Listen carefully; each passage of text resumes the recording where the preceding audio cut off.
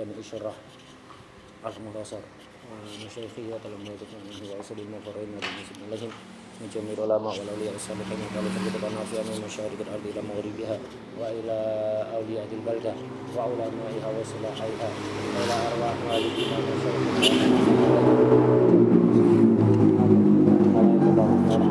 wa jannah wa ila hadratin Nabi Muhammad sallallahu alaihi wasallam. Al-Fatihah.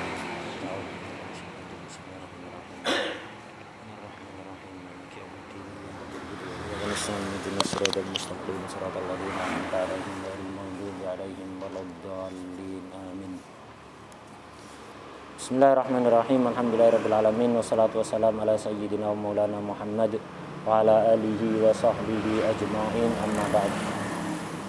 Qala sayyidina al-Imam Abdullah bin Abdurrahman Bafadal radhiyallahu ta'ala anhu fi kitabil Mukhtasar Latif fi babi az-zakah ila anqal faslun fi nisabid dhahab. Kita sekarang bahas zakat tabungan, zakat emas, baik berupa tabungan atau tambang atau harta temuan. Nisabnya sama semua kalau nisabnya, baik emas yang emas dan perak yang menjadi tabungan disimpan, atau hasil tambang, atau harta temuan, nisabnya semuanya sama. Wa amma dzahabu fa nisabuhu 20 mithqalan. Emas nisabnya itu 20 mithqal. Ini ukuran lama mithqal. 20 mithqal atau nama lainnya 20 dinar. 1 mithqal sama dengan 1 dinar. 20 mithqal. Wal mithqal arba'atun wa 20 qiraton. 1 mithqal itu kalau dijadikan ukuran lain sama dengan 24 kirot. Kirot ini bukan kerat, beda ya. Kerat itu istilah kita. Ini kirot bahasa Arab. 24 kirot. Ini ukuran lama semua. Untuk ukuran sekarang, nisabnya emas berapa gram? Kemarin di Yakut sudah sering diterangkan. Berapa gram? Hah? Nisabnya emas berapa gram? Harusnya hal-hal kayak gini antum hafal kayak Fatihah. Hah?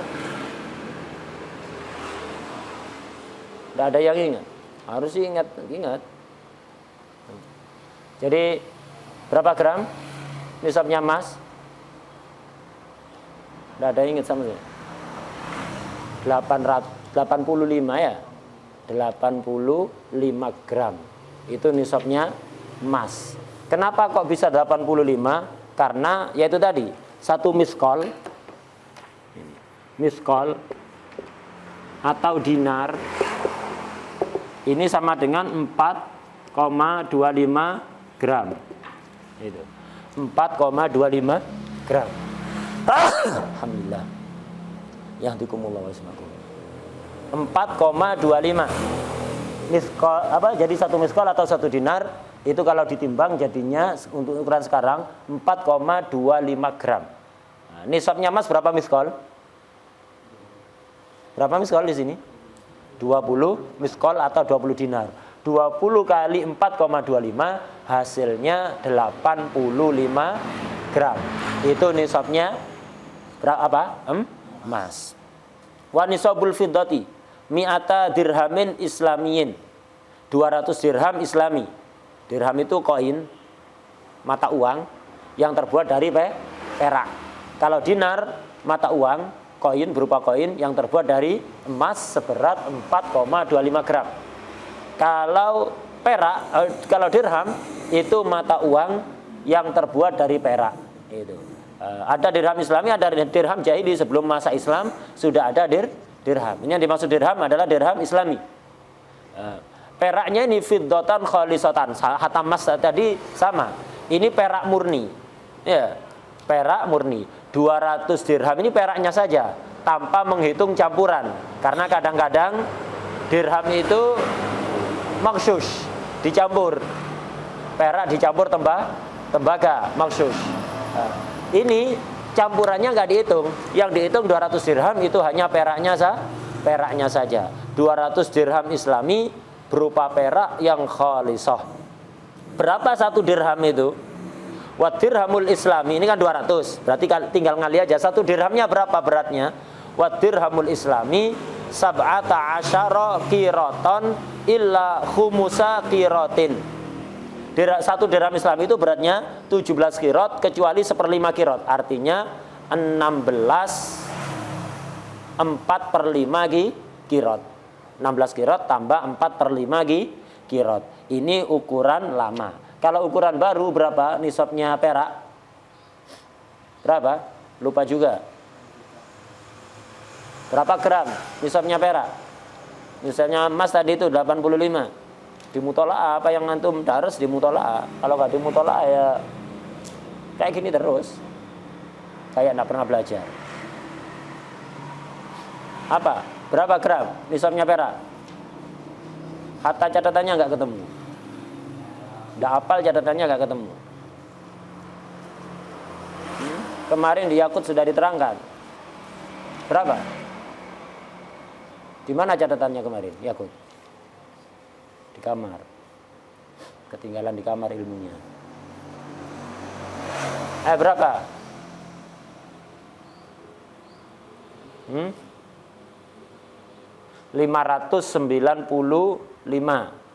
595 gram perak.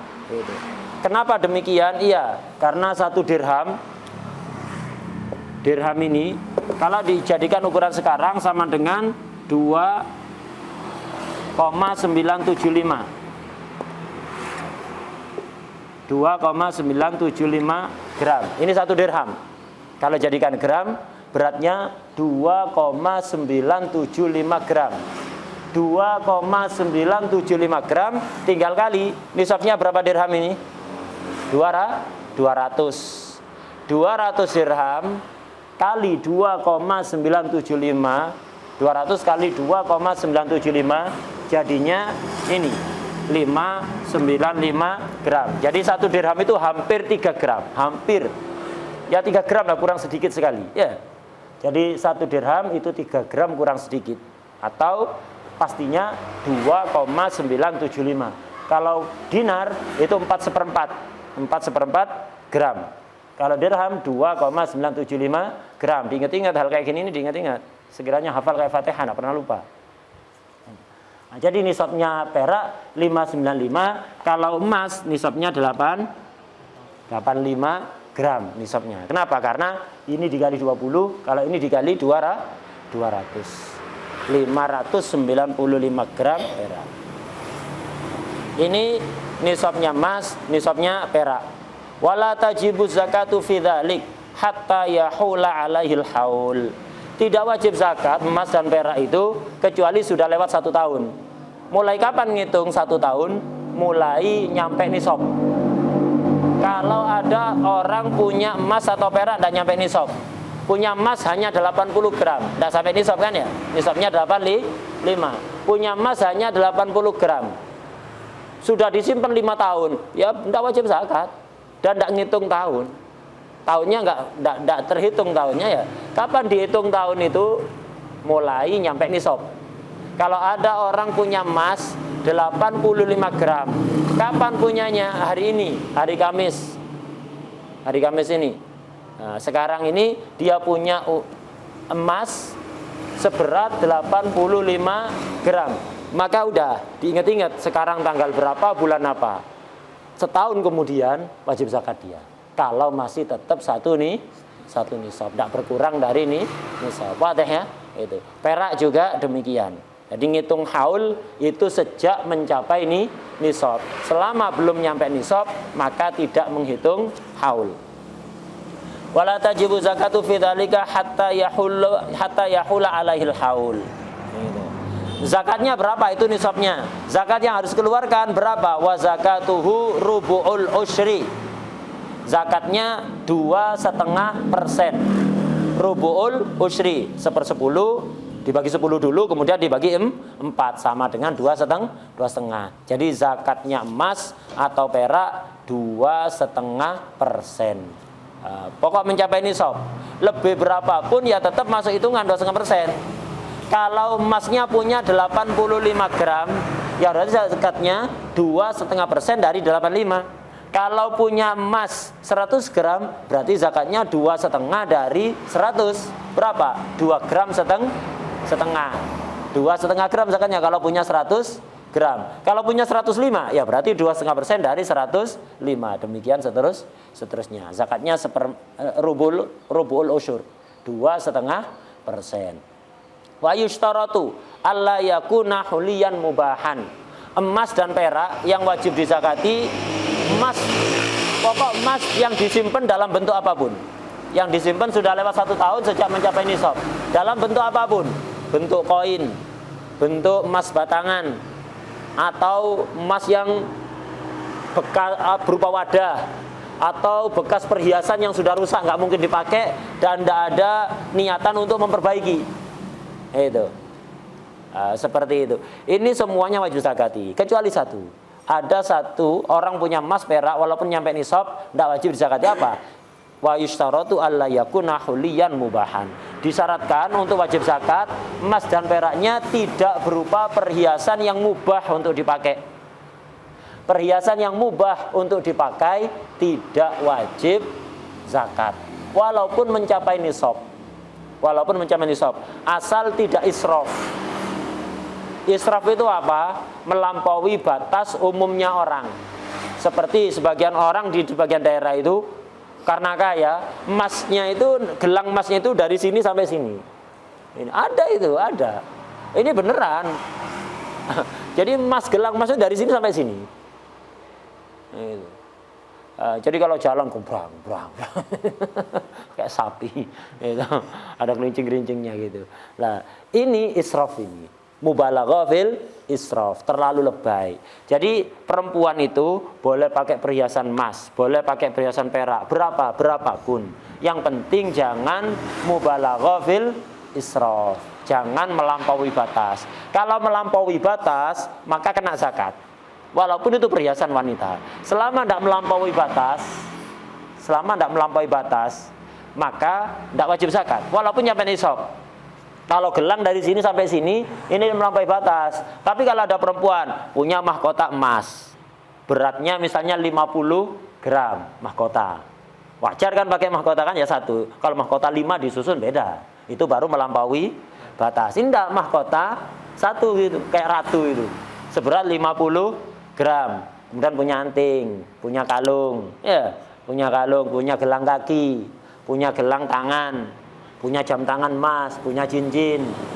Di total semuanya 100 gram.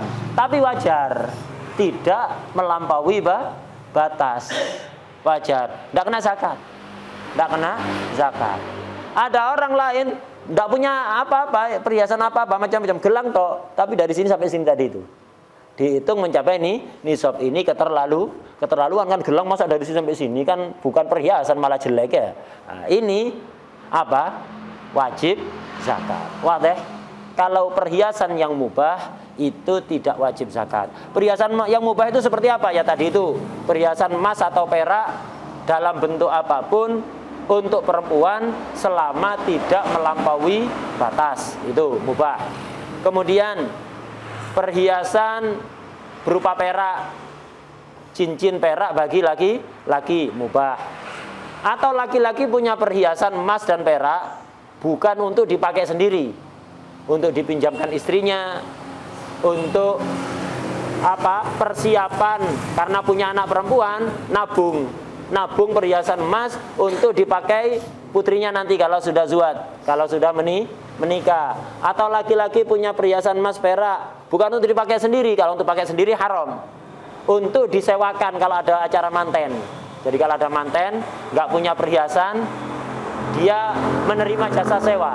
Silakan kalau mau nyewa. Jadi laki-laki punya perhiasan emas perak bukan untuk dipakai sendiri, tapi untuk dipakai oleh orang yang halal memakai. Ini juga masuk kategori huli mubah. Tidak wajib zakat orang ini. Tidak wajib zakat. Nah, jadi selama huli itu mubah, perhiasan itu mubah, tidak wajib zakat. Yang kena wajib zakat, perhiasan yang makruh kena zakat, perhiasan yang haram kena zakat. Seperti apa perhiasan yang makruh? seperti wadah pecah. Wadah pecah atau enggak pecah, dikasih tembelan emas atau dikasih tembelan perak. Kita tahu kan hukumnya nambal emas dengan nambal perak. Kalau nambal emas haram. Kalau tambalan pakai perak, jadi gentong antik kuno, pecah retak, ditembel pakai perak. Tapi melebihi batas hajat. Lebihnya ini untuk hiasannya, untuk hiasan untuk zina. Ini makruh ini. Ya, nembel dengan perak kalau besar lihaja makruh, kecil li zina makruh. Nah, ini kena zakat ini kalau mencapai ini nisab. Wadah ya? Kalau mencapai nisab kena zakat. Atau perhiasan yang haram, ya kayak tadi itu, perhiasan emas untuk dipakai laki-laki. Itu, untuk dipakai laki-laki. Ini juga kena zakat. Itu, kena zakat. Atau perhiasan tidak untuk dipakai, untuk tabungan, kalau perlu fulus dijual, ini juga kena zakat. Jadi perhiasan yang nggak kena zakat itu perhiasan yang memang dipersiapkan untuk pemakaian yang mubah. Ini yang nggak kena zakat. Apa? Perhiasan yang dipersiapkan untuk penggunaan mubah, untuk dipakai yang mubah, ini yang nggak kena zakat. Perhiasan yang untuk tabungan, misalnya saya nggak boleh pakai perhiasan emas, tapi saya beli kalung emas, anting emas, cincin emas, itu jam tangan emas, bukan untuk saya pakai dan juga bukan untuk disewakan atau dipinjamkan kepada orang yang mubah memakai. Apa? Untuk tabungan, karena harga emas ini standar. Kalau nyimpen uang harganya naik turun, harga ke dolar sekian, nanti besok berubah drastis. Kalau emas itu perubahannya nggak drastis ya, stabil, standar. Jadi anak beli emas, gelang emas, cincin emas dan yang lain-lain bukan untuk dipakai, untuk tabungan. Nanti kalau butuh fulus dijual. Nah, ini namanya tabungan, kena zakat ini. Kena zakat. Yang nggak kena zakat khusus perhiasan yang memang mau dipakai dengan pemakaian yang mubah. Wadah ya? Nah, udah. Ini zakatnya emas perak yang berupa tabungan. Tabungan emas, tabungan perak. Ini zaman dulu. Zaman sekarang ditambah. Ada lagi tabungan yang wajib dizakati. Apa? Tabungan yang berupa uang. Uang itu wajib zakat kalau mencapai nisab. Berapa nisabnya? Sama dengan emas atau perak. Artinya kalau orang punya uang nilainya setara dengan 85 gram emas, kalau dibuat beli emas dapat 85 gram, atau setara dengan 595 gram perak, maka wajib zakat. Kalau emas mahal, katakan 1 gram sekitar 1 juta, berarti tabungan uang yang wajib zakat kalau nilainya 85 juta baru kena wajib zakat. Tapi setelah lewat 1 tahun. Nah, jadi ngitung setahun mulai kapan? Ya mulai uang itu mencapai nisab, dan dengan syarat sepanjang tahun ini tidak pernah kurang dari nisab. Ya, tidak dipakai uangnya, disimpan di rumah atau ditabung. Nah, dimasukkan rekening, ya, masukkan rekening. Wajib zakat ini.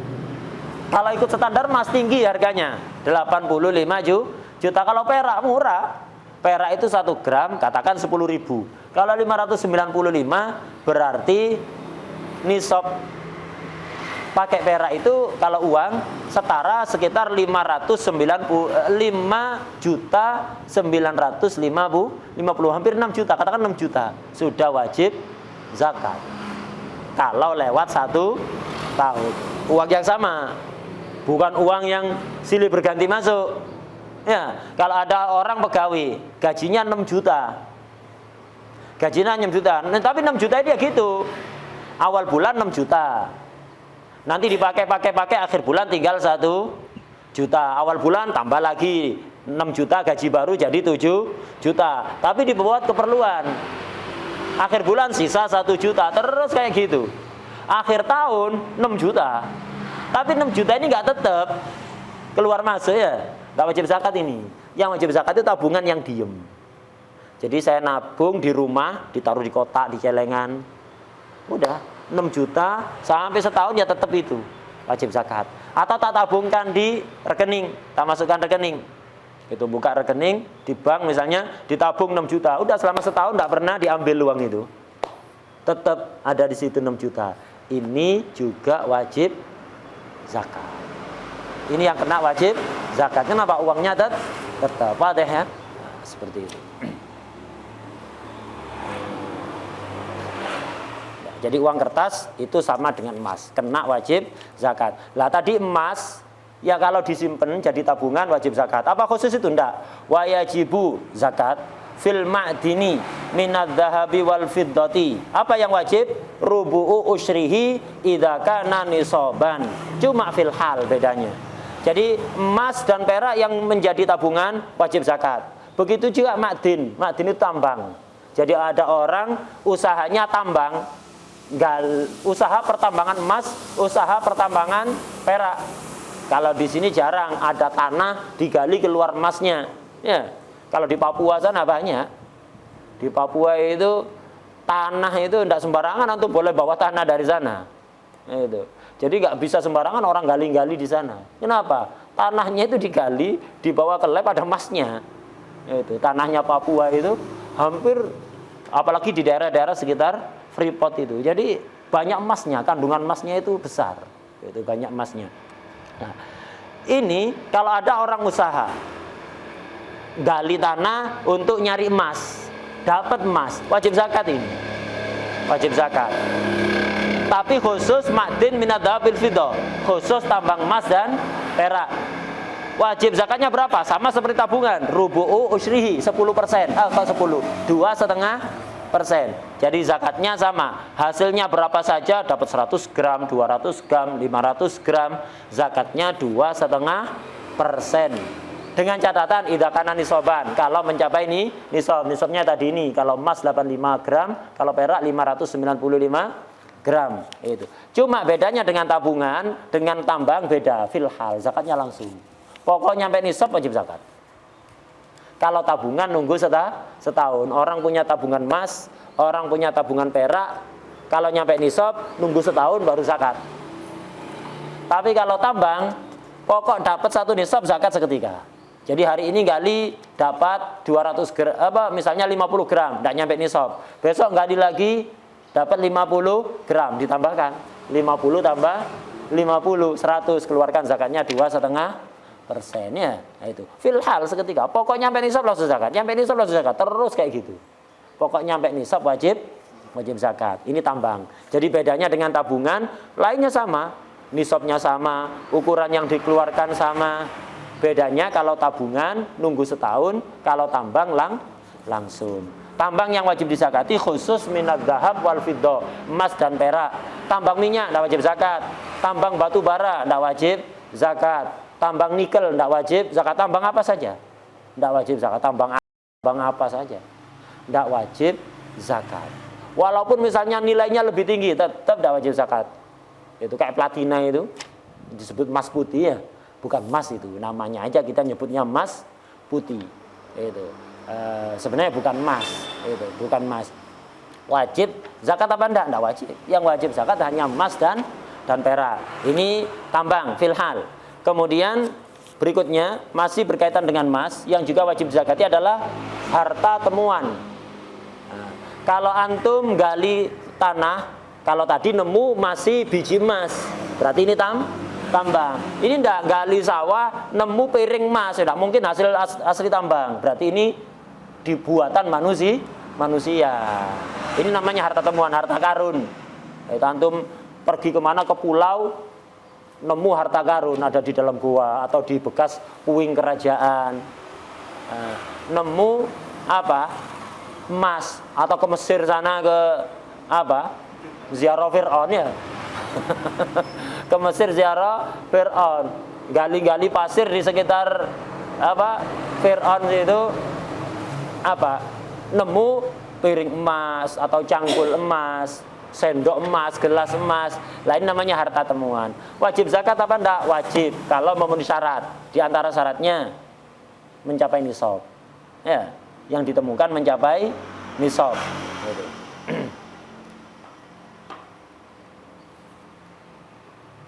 Kemudian zakatnya seketika, sama seperti tambang, tidak nunggu setahun. Syaratnya lagi, harta temuan itu terdapat tanda-tanda bahwa ini peninggalan pra-Islam. Peninggalan sebelum datangnya Islam, sebelum diutusnya Rasulullah SAW. Misalnya ada tandanya apa? Oh iya, ini ada tanda-tanda, ini ada ukiran-ukiran yang mana ini adalah ciri khas zaman Fir'aun. So, jauh sebelum Nabi Muhammad, zamannya Nabi Musa ya. Nah, ini berarti zaman jahili, peninggalan zaman jahili, wajib zakat. Atau ini ada tanda-tanda, oh ini masa-masa sebelum Islam, misalnya 50 tahun sebelum diutusnya Rasulullah SAW, wajib zakat. Tapi oh ini peninggalan Majapahit, enggak wajib. Majapahit kan baru aja ya, Majapahit baru aja setelah diutusnya Rasulullah SAW. Oh ini peninggalan kerajaan Majapahit, peninggalan kerajaan misalnya apa, Pajajaran ya, Pajajaran, Mataram. Ini masa-masa Islam semua. Itu masa-masa Islam semua. Pajajaran itu kan apa, ibunya Sunan Gunung Jati kan dari Pajajaran ya. Siapa? Anaknya Siliwangi. Anaknya Siliwangi. Siapa ibunya Sunan Gunung Jati itu? Rara Santang ya. Rara Santang itu. Jadi ada seorang sayyid dari Mesir. Itu seorang sayyid dari Mesir ketemu Rara Santang ini pas di Makkah, pas haji apa pas umroh gitu, terus zuhud. Akhirnya dakwah di Indonesia, nyampe ke Jawa Timur asalnya. Jadi dari sana hijrah ke Indonesia, aslinya dari Mesir ini, abahnya ini dari Mesir, sayyid. Gitu. Hijrah ke Jawa Timur dakwah, ketemu Sunan Ampel, sama Sunan Ampel jangan di sini, di Jawa Barat saja, suruh ke Banten, kemudian dakwah di sana, punya Sunan Gunung Jati di Cirebon itu. Bagi tugas di sini biar Sunan Ampel yang ngurusi sama putra-putranya Sunan Bonang dan yang lain-lain. Ya, itu di sana itu. Kayak ini. Misalnya ada tanda-tanda, oh ini peninggalan Pajajaran ini, emas, piring emas atau apa, ada tanda-tanda ciri khas peninggalan Pajajaran atau Mataram. Nah, ini enggak wajib zakat. Kenapa? Peninggalan bukan masa jahili, setelah datang Islam, enggak wajib zakat. Nah, terus siapa ini? Ya milik pemiliknya, bukan miliknya antum. Warna yang nemu berarti milik anda. Milik siapa? Milik pemilik tanah. Antum nemu di tanahnya siapa? Milik pemilik tanah. Kalau dia merasa memiliki, memang dia merasa memiliki karena beli atau apa. Kalau tidak merasa memiliki, berarti pemilik tanah sebelumnya. Terus kayak gitu ya. Ujung-ujungnya kalau tidak ketemu pemiliknya, menjadi lukotoh, barang temuan. Kalau sudah putus asa, nggak ketemu pemiliknya, maldoe, digunakan untuk kemaslahatan muslimin, bukan keperluan pribadi. Beda kalau peninggalan masa jahiliyah. Ana nemu kayak di pinggir kuburan Fir'aun tadi itu. Ada tanda-tanda ini peninggalan masa Fir'aun, jahili. Ana yang nemu ya milik ana sudah, total. Seberapapun, hatta jumlahnya kintalan misalnya emas ini, milik ana semua. Oh disita pemerintah, tak bisa, milik saya. Milik saya.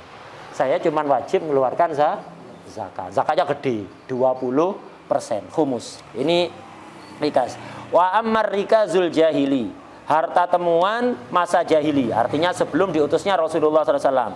Fafihil khumus, zakatnya khumus, bukan rubul usyur. Zakatnya khumus 1/5. Berapa 1/5? 20%. Filhal, tidak nunggu setahun. Tidak pakai setahun, ya. Tapi dengan catatan nyampe nisab. Kalau yang ditemukan dan nyampe nisab, milik anak semua, tidak usah zakat.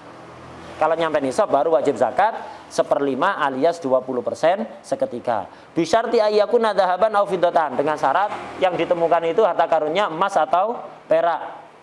Syarat pertama. Syarat kedua, wa ayyujada fi mawatin au fi milkin ahyahu. Nemunya di tanah mawat, tanah tak bertuan. Tanah yang belum pernah dimiliki oleh orang, ya, tanah yang belum pernah dimiliki oleh orang, tanah mawat. Banyak ini daerah-daerah, kalau di Jawa jarang, ada tapi jarang, masih ada. Gitu. Kalau di daerah-daerah kayak Sumatera ya masih banyak ya, tanah yang tidak bertuan bisa kita miliki dengan cara dibersihkan, ditanami, itu nanti didaftarkan ke pertanahan, nanti berapa tahun menjadi milik, ya kan?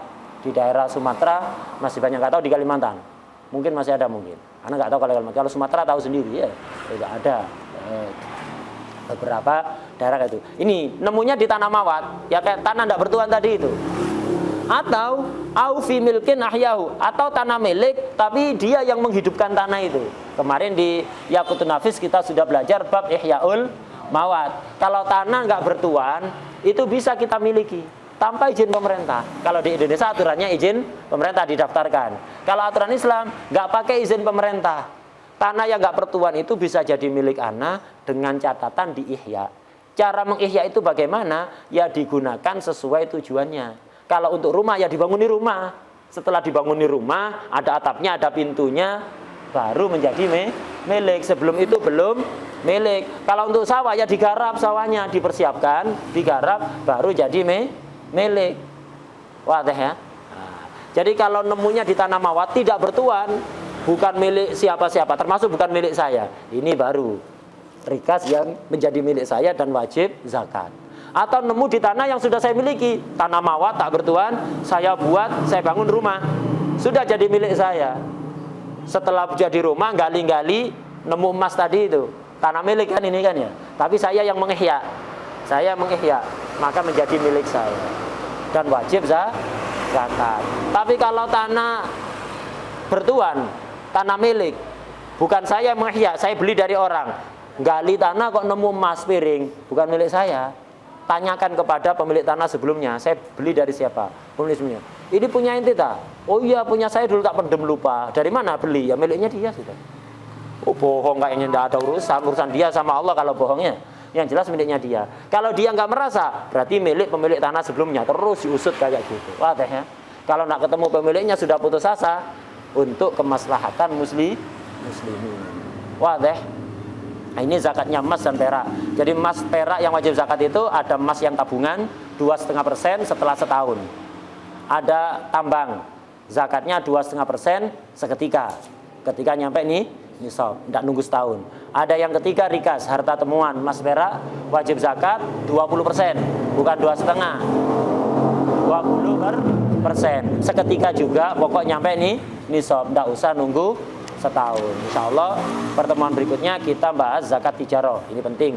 Zakat tijarah ini lumayan agak jelimet penjelasannya, tapi gampang, tidak terlalu susah. Kemarin di Yaqut juga sudah diterangkan. Itu di Yaqut sudah diterangkan. Nah, dan di mutala lagi. Jadi Yaqut itu jangan buat hanya daurah, setelah daurah selesai enggak. Antum buat mutala, hatta Mukhtasar Latif ini antum mutalanya dengan Yaqut. Penting itu Yaqut. Nanti dars apa saja Yaqut itu dibuat membantu mutalaah. Penting. Yaqut itu mempermudah pemahaman. Insyaallah pertemuan berikutnya kita baca zakat tijarah. Wallahu a'lam bishawab.